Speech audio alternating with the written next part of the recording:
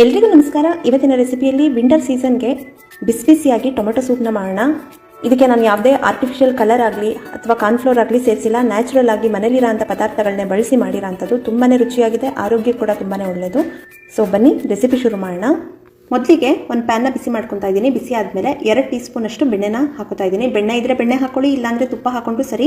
ಬೆಣ್ಣೆ ಒಳ್ಳೆ ಫ್ಲೇವರ್ ಕೊಡುತ್ತೆ. ಇದನ್ನು ಸ್ವಲ್ಪ ಕಡಾಯಿಗೆ ಸ್ಪ್ರೆಡ್ ಮಾಡ್ಕೊಳ್ಳೋಣ. ಈ ರೀತಿ ಸ್ಪ್ರೆಡ್ ಮಾಡಿಕೊಂಡು ಇದಕ್ಕೆ ಆದಮೇಲೆ ಒಂದು ಪಲಾವ್ ಎಲೆ ಸೇರಿಸ್ತಾ ಇದ್ದೀನಿ. ಸಣ್ಣದು ಹಾಕೊಂಡ್ರೆ ಸಾಕು. ಹಾಗೆ ಒಂದು 2 ಚೂರಷ್ಟು ಚಕ್ಕೆ, 2 ಲವಂಗ, ಹಾಗೆ ಒಂದು 5 ರಿಂದ 6 ಬೆಳ್ಳುಳ್ಳಿನ ಸಣ್ಣ ಕಟ್ ಮಾಡಿ ಇಟ್ಕೊಂಡಿದ್ದೀನಿ. ಇದನ್ನೆಲ್ಲ ಸ್ವಲ್ಪ ಫ್ರೈ ಮಾಡ್ಕೋಬೇಕು. ಜಸ್ಟ್ ಒಂದು 10 ರಿಂದ 15 ಸೆಕೆಂಡ್ ಫ್ರೈ ಮಾಡ್ಕೊಂಡ್ರೆ ಸಾಕು. ಕೆಂಪಗೆ ಮಾಡೋಕ್ಕೆ ಹೋಗ್ಬೇಡಿ, ಸಣ್ಣೂರಿನಲ್ಲೇ ಮಾಡ್ಕೊಳ್ಳಿ. ಇದಾದಮೇಲೆ 2 ಟೇಬಲ್ ಸ್ಪೂನ್ ಈರುಳ್ಳಿ, 2 ಟೇಬಲ್ ಸ್ಪೂನ್ ಅಷ್ಟು ಕ್ಯಾರೆಟ್, ಹಾಗೆ 2 ಟೇಬಲ್ ಸ್ಪೂನ್ ಅಷ್ಟು ಬೀಟ್ರೂಟ್ನ ಹಾಕೊಂಡಿದ್ದೀನಿ.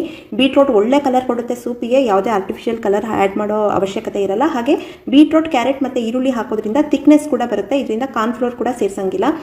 ಇದೆಲ್ಲ ಹೆಲ್ತಿ ಕೂಡ ಒಳ್ಳೆಯದು.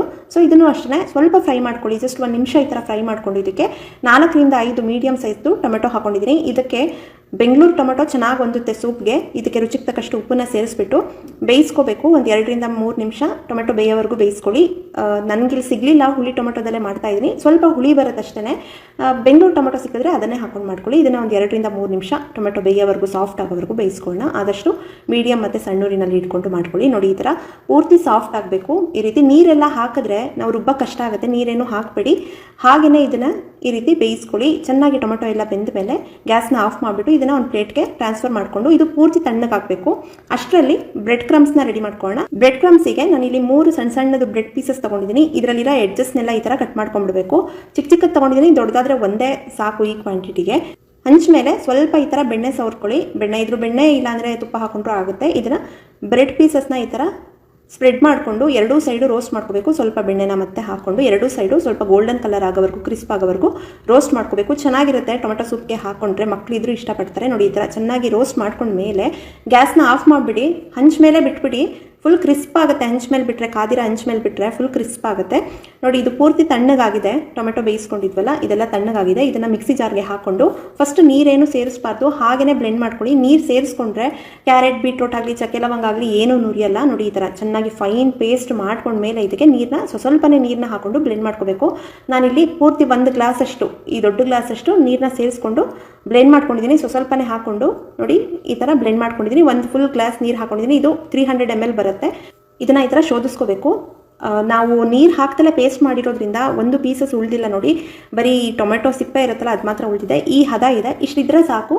ಬೇಕು ಅಂದರೆ ಕನ್ಸಿಸ್ಟೆನ್ಸಿ ನೋಡಿಕೊಂಡು ನೀರನ್ನ ಸೇರಿಸ್ಕೊಳ್ಳಿ. ಇದನ್ನು ಈಗ ಒಲೆ ಮೇಲೆ ಇಟ್ಕೊಳ್ಳೋಣ. ನೋಡಿ, ಬ್ರೆಡ್ ಕ್ರಮ್ಸ್ ಎಷ್ಟು ಕ್ರಿಸ್ಪಿ ಆಗಿದೆ. ಇದನ್ನು ಈ ರೀತಿ ಸಣ್ಣಕ್ಕೆ ಕಟ್ ಮಾಡ್ಕೊಳ್ಳಿ. ಕಟ್ ಮಾಡೋದಾದರೂ ಮಾಡ್ಕೋಬೋದು ಅಥವಾ ಈ ಥರ ಕೈನಲ್ಲೇ ಮುರ್ಕೋಬೋದು. ಕ್ರಿಸ್ಪ್ ಆಗಿರುತ್ತೆ.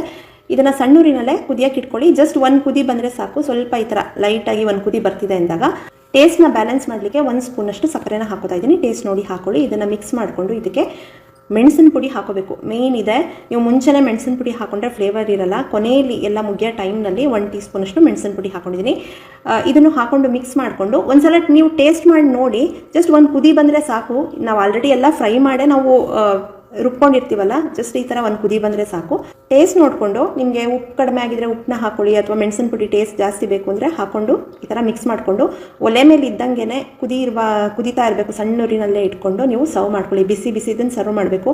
ಚಳಿಗಾಲದಲ್ಲಂತೂ ಎಲ್ರಿಗೂ ಒಳ್ಳೆಯದು. ಮಕ್ಕಳಿಂದ ಹಿಡಿದು ವಯಸ್ಸಾದವ್ರಿಗೂ ಒಳ್ಳೆಯದು. ವಯಸ್ಸಾದವ್ರಿಗೆ ಸಕ್ಕರೆ ಬೇಡ ಅಂದರೆ ಸಕ್ಕರೆ ಸ್ಕಿಪ್ ಕೂಡ ಮಾಡ್ಕೋಬೋದು. ನೋಡಿ, ಇದನ್ನು ಈ ರೀತಿ ಸರ್ವ್ ಮಾಡ್ತಾ ಇದ್ದೀನಿ.